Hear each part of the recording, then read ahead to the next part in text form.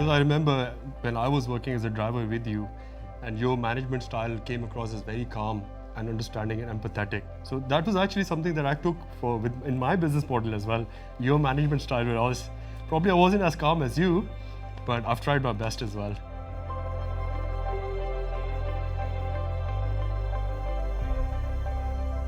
So Saad joined our team as a driver. He went through the same process as anybody else. When he mentioned to me that he was planning to apply for this program, I was happy that this was an opportunity that was available to him. He did ask for help in understanding what the process was like, what was Amazon looking for in a good DSP. So I shared with him my experience, what I went through, and I think that did prepare him mentally to go through the process. Ali was a very kind of calm and collected person, and very accessible as well. His support was paramount for me in actually thinking that I will be a DSP myself. The way he ran his company and the way he dealt with drivers is kind of what I've taken away as a management style here as well. So I think that was quite critical for me to go to him, work for him. I think it was a very good stroke of luck for me. I don't know if it had been another different management style, probably I would have said, no, probably this is not for me. But when I saw that, I got inspired and carried on. I was working as a sales director for a telecoms company, but my main job was working full-time in business development and sales.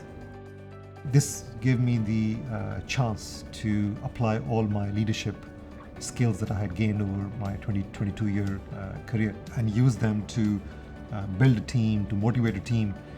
We were delivering in London Central, which is challenging because you've got high rises and you've got loads of apartments and whatnot, and finding addresses is tough. But then Ali would always, like, if I struggled, he would send out help, or he would be like in touch with me, explaining like what to do and what not to do, easing me in the job. So that really helped, and I found why this approach is quite good, rather than panicking or putting pressure on the driver. If you work with them and try to resolve the issues, they become much more relaxed and proficient at their job.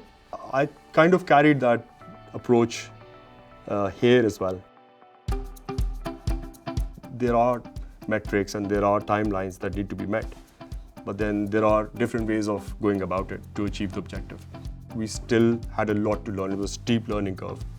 But then just because I knew what the drivers have to do primarily, it was a lot more easier for me to slip into that role. So when you tell them, look, I've worked as a driver as well, that instantly creates like a bond. It's not like they would say, oh, you don't know, you've never been on the road, what are you talking about? You understand the job bottom up. So if you worked as a driver, then you know it's easier for you to connect the dots as an operator. It was, I would say, a challenge on me that my team member should then become a good DSP, because if my team member doesn't perform well, it's actually a reflection on me as a leader.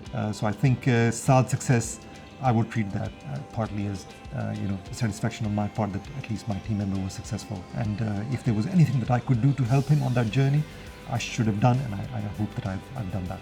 If I'm being successful, I'm passing those benefits to drivers as well. I'm sure, I think, based on what I hear about your performance, I think you've definitely done very well. So well done on that.